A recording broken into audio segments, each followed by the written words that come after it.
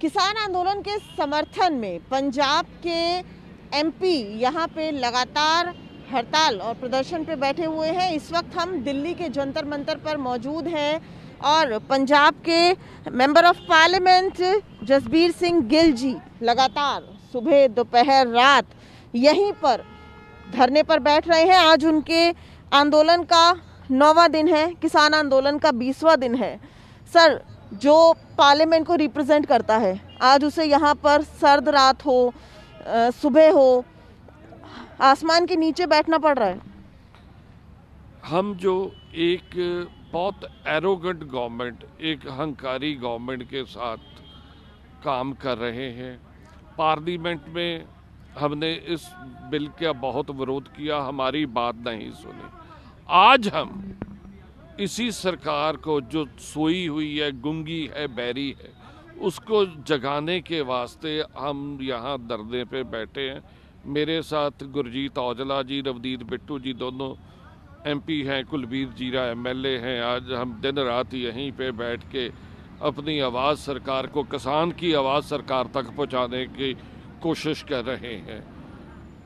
मेरे को सबसे बुरी बात ये लगती है कि ये जो किसान, ये जो जथेबंदियां हैं, जो ऑर्गेनाइजेशन है, जिन्होंने चाहे गुजरात में भूकंप आया हो, चाहे नेपाल में आया हो, केदारनाथ में फ्लड्स आए हो, सरकार से पहले इन्होंने वहाँ पे लोगों की सेवा की, लंगर लगाए उनको। गिल साहब, ये बताइए, जो किसान पूरे देश की भूख मिटाता है, आज वो आंदोलन कर रहा है, सड़कों पर है, अपनी कहा जाए कि आगों की नस्लों के लिए लड़ रहा है, लेकिन आपका काम तो आप लोगों को रिप्रेजेंट कर रहे हैं, आपका काम तो समाधान निकालना भी है ना। गिल साहब, इसका समाधान क्या है? इसका समाधान एक ही है कि सरकार जल्दी से जल्दी ये बिलों को रद्द करे, और अगर नए बिल बनाने हैं तो किसान ऑर्गेनाइजेशन के साथ मिलकर सभी स्टेक होल्डर्स को साथ लेके उस पर विचार चर्चा करके नए बिल तब बने।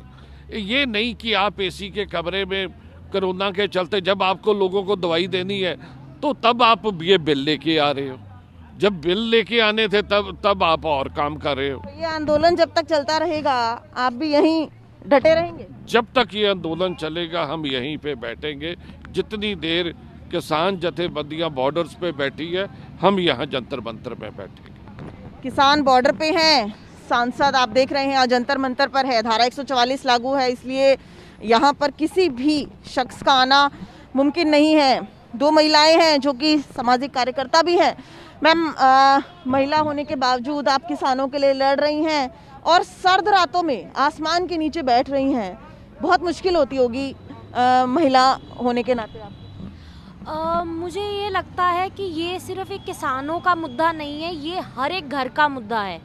आप देखिए, इन्होंने उसमें एक और प्रोविज़न डाला जो कमोडिटीज़ एक्ट का डाला। उसके अंदर कोई भी कितना भी स्टॉक कर सकता है, उसको ना स्टेट गवर्नमेंट ना सेंट्रल गवर्नमेंट चेक कर सकती है। आप ये देखिए, काला बाजारी वापस आएगी। और अगर हम देखें तो अगर कल को मंडियां भी रद्द हो जाती हैं, हम लोग इंडिपेंडेंस के बाद 47 के बाद प्रोग्रेस किया, हमने रोतवाड़ी एक्ट ख़त्म किया, मालवाड़ी एक्ट ख़त्म किया, ज़मींदारी एक्ट ख़त्म किया।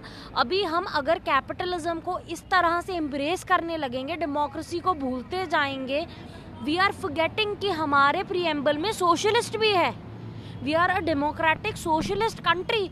We are suppose to, it is our, I think हर एक की ड्यूटी है ये, इट इज हमारा राइट है, वहीं हमारी ड्यूटी भी है। अगर कहीं ना कहीं सरकार नहीं सुन रही तो मुझे लगता है हर सिटीजन की ड्यूटी है कि हम उनको बोलें आप गलत हैं। सरकार से यही अपील है कि जो किसान लगातार अपनी मांगों को लेकर डटे हुए हैं, उनकी मांगों को सुना जाए। सर्द रातें हों, सुबह बेहद ठंड है। इस वक्त हम लोगों ने यहाँ पे जैकेट्स पहनी हुई है, आप देख सकते हैं कि जो कंबल हैं वो भी यहाँ लिए हुए हैं।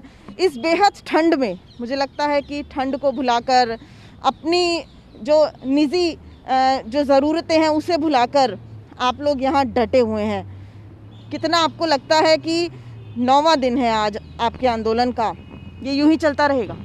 ये यूं ही चलता रहेगा। किसान की बेटी हूँ, किसानों के साथ खड़ी हूँ। जितना उनके दिल में दर्द है, जितना आप कहें कि ये डिक्टेटरशिप, ऑटोक्रेटिक गवर्नमेंट जो उन पे धक्का कर रही है। वहाँ आप जाके देखिए 87 ईयर ओल्ड जो माता जी बैठी हैं अपने ग्रैंडसन के साथ, उनका दर्द हमारा दर्द उनसे बहुत कम है। सरफरोशी की तमन्ना अब हमारे दिल में है, देखना है जोर कितना बाजुए कातिल में है। This is what I can say.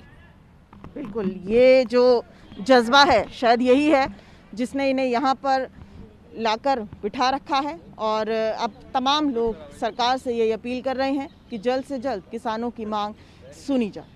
Cameraman Nitin के साथ दिव्या अग्रवाल, दिल्ली, न्यूज़ 24।